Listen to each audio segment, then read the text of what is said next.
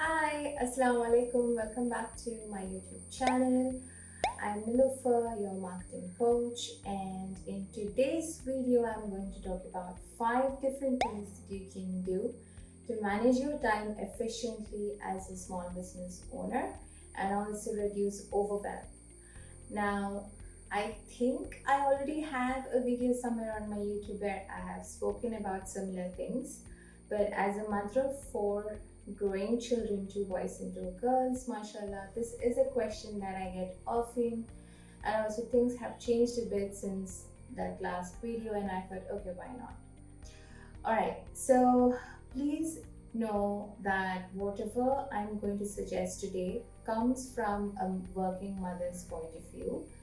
Now, that doesn't mean that you, let's say, if you don't have children yet, or you are a college going student, or you don't have a business yet, it doesn't mean that this video is not going to be helpful. You do not need to have a large family like mine in order to try out some of the things that I've listed here, or I'm going to list now. So just listen to the video or listen to my tips with an open mind and see what you can apply to your own life.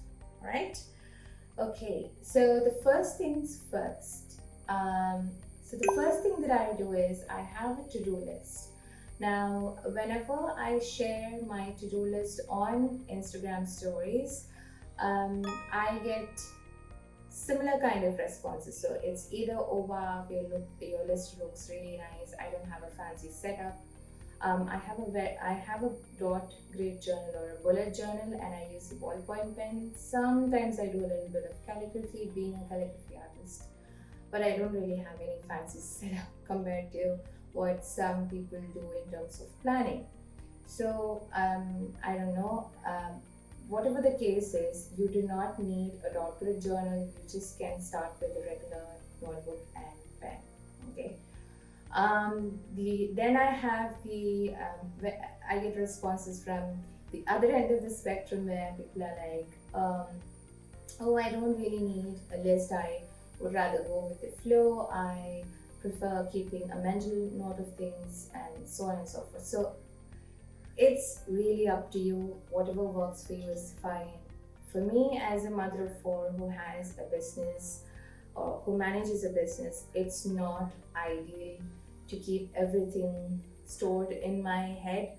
I do not like how it feels or what it feels like to have multiple tabs open, so to speak. So I would rather put down everything on a piece of paper, and when I actually write it down, the things that looks really big in my head doesn't seem as difficult when I write it down somewhere.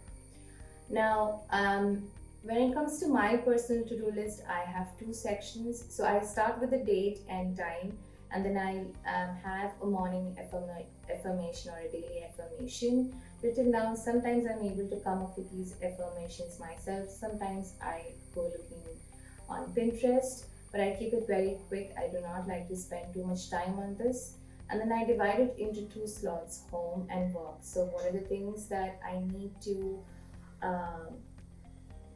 tackle as a mother or as a wife, or for my personal self, like workout and stuff, and what are the things that I need to tackle as a business owner, so emails that need to go out and other things. So once I have a fair bit of idea of what I need to do in that particular day, it helps me plan the day around and work accordingly. Now, some of you might actually prefer doing this the evening before, but for me, early in the morning is fine. So do whatever is comfortable for you or works for you. And when it comes to to-do list, what I would like to suggest is that not to put big projects in a to-do list. Okay, so let's say you have something really huge that you need to tackle. Instead of putting the whole thing in a to-do list, break it into smaller chunks and do a small piece. So take one bite at a time each day. So that way you won't feel overwhelmed. You will be able to tackle the project much more efficiently, and the chances of you procrastinating because the project is too big or seems too big in your head, is very less.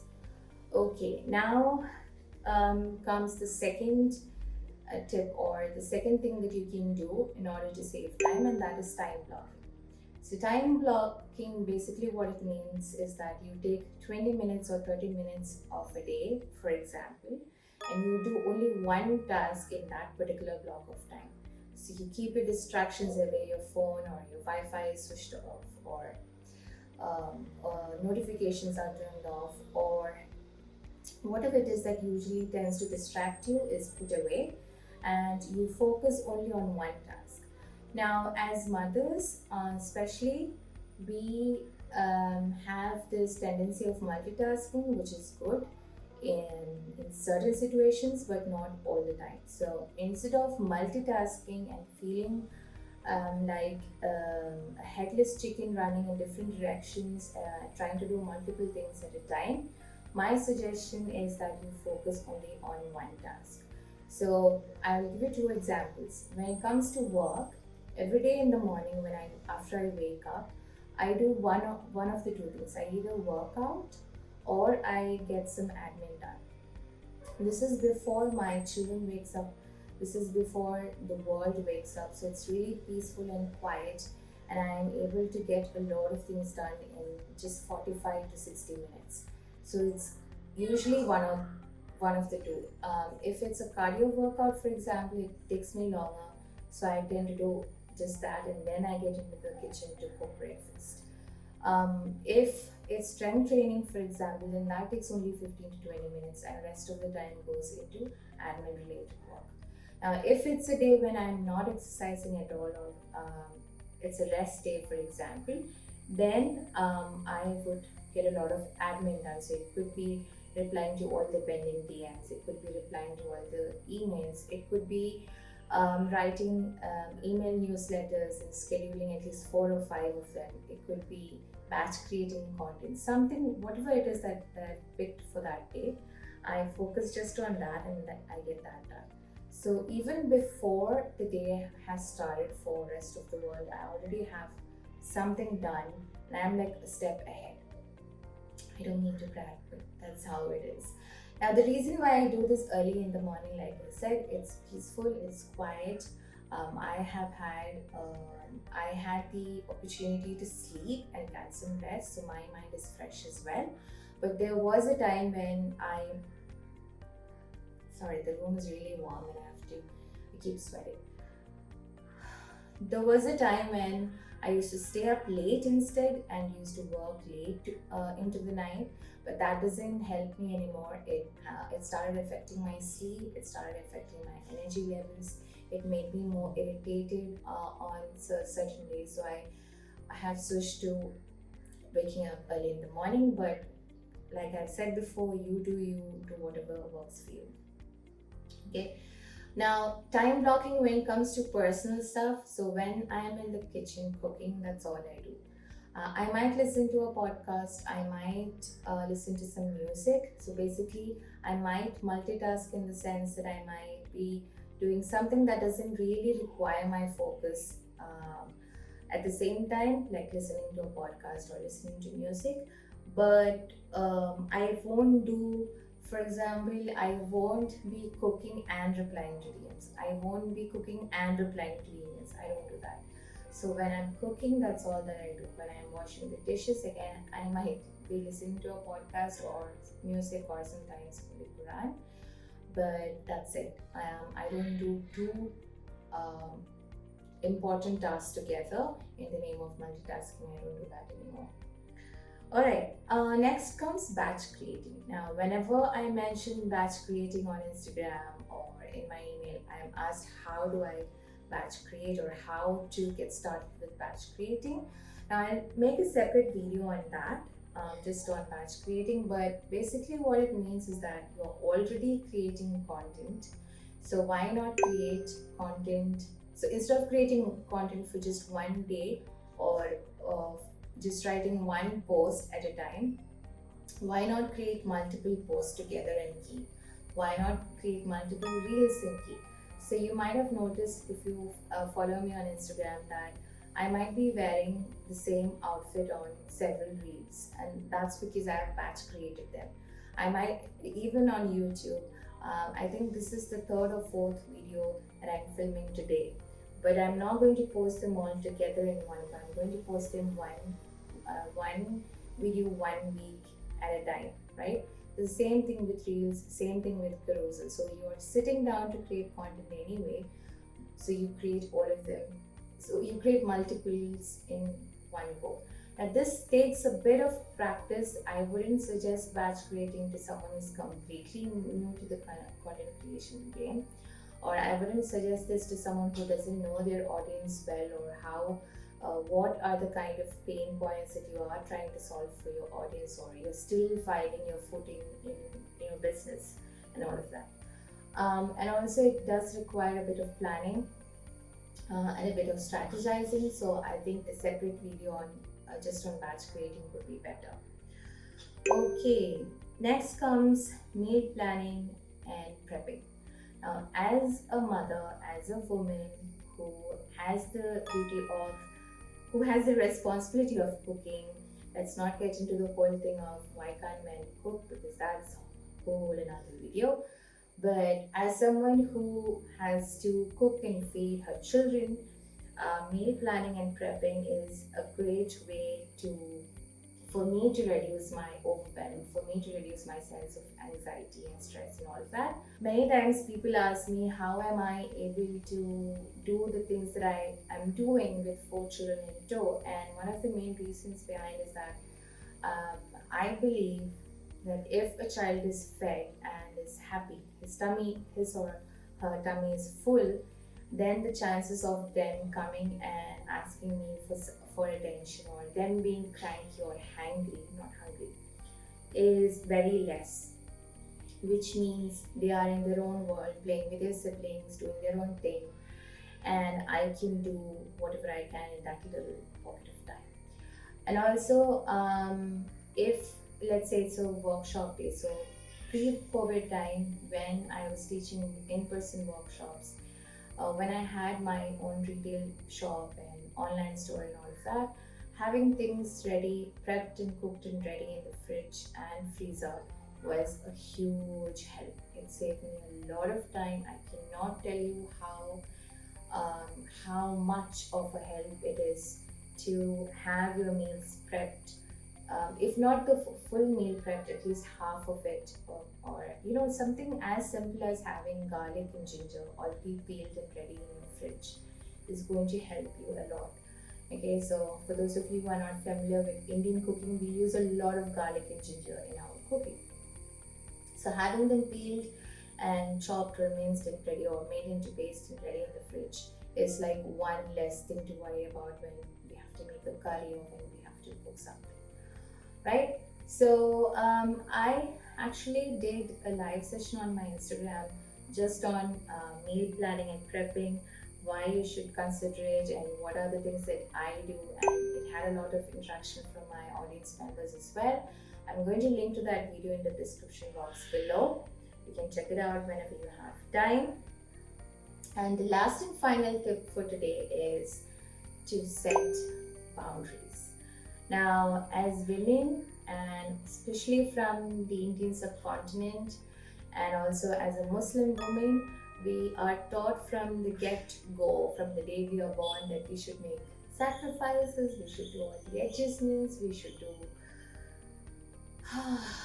cater to everyone's need, and then and even then you are not allowed to think about yourself, so on and so forth. So that's a whole different YouTube video, isn't it? So anyway, so the issue with this is that most of us don't know how to set boundaries. Most of us put all the needs of other people, whether it's family members or clients or employees or whoever it is that we deal with on a day-to-day basis, we put their needs first, and by the end of the day, there's too much on our plate. We say yes to everything, and we forget that no is also an option. Saying no, saying I can't do this at this point in time, or I won't be able to attend that party, or I am not free for a Zoom call, or um, this is not a project that I can take up at this point in time, etc., etc., are also an option. But many of us forget it. It could be because we are new, it could be the way we have been brought up, the cultural, societal pressures to say yes as a woman. It could be because we are, like I said, we are new in business and we do not want to lose out on an order. So we take up all kinds of projects that come our way. We say yes to all kinds of clients that come our way, and then what happens? We burn out.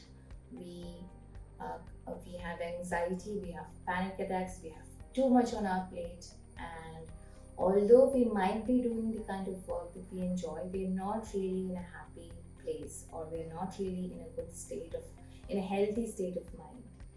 And that is because we're not setting boundaries. So a couple of examples, quick examples that I can give you when it comes to setting boundaries is one, switch off from work. Just like how you would switch off from a 9 to 5 job, make it a habit to switch off from your business at 6 p.m. or 5 p.m. or whatever works for you. Do not answer to emails and DMs after that point, after that time.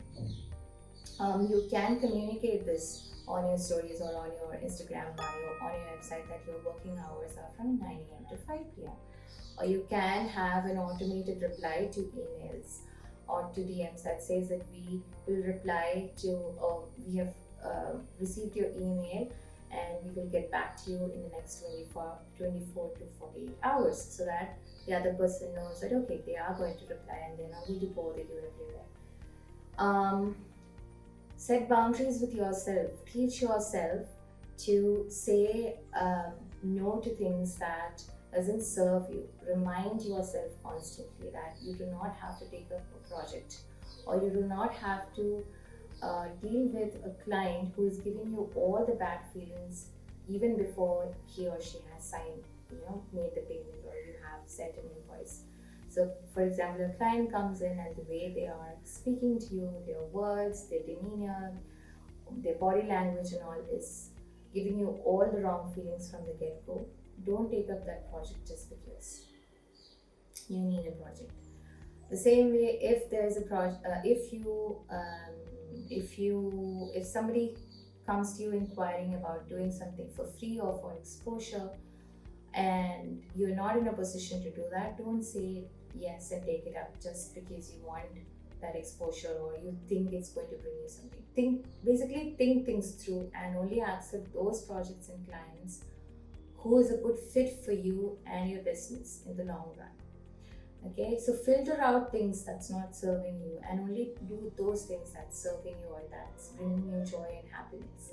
Now, when it comes to family, yes, it's very difficult to set boundaries. Not all family members are going to understand. Most of our family members don't even take our art seriously. Then how are they going to take our art business seriously, isn't it? That's totally normal, but remember that it is your responsibility to set the boundary. How someone reacts to your boundary is on them. That's them. That's not on you. But if you want to feel less overwhelmed, if you want to take up more projects that brings you more joy and filter out the ones that does not, if you want to carve out more time for yourself and your family, your children, or to hang out with your husband or whatever it is, then you would have to start saying no to things that doesn't serve you. Alright, so those are the 5 different tips to manage your time efficiently and to reduce overwhelm as a small business or an art business owner. There's another bonus tip, since you have stayed this long and listened to me for about 18 or 19 minutes, and that is to start delegating and outsourcing tasks whenever possible. Even if it's just a cousin, brother or sister, even if it is a friend or family member, if you can bring in someone who can help you with, it could be something as small as packing your orders or writing handwritten notes on your behalf when you have a bulk corporate order and you're not able to do everything by yourself. It could be something very small and for a temporary period of time.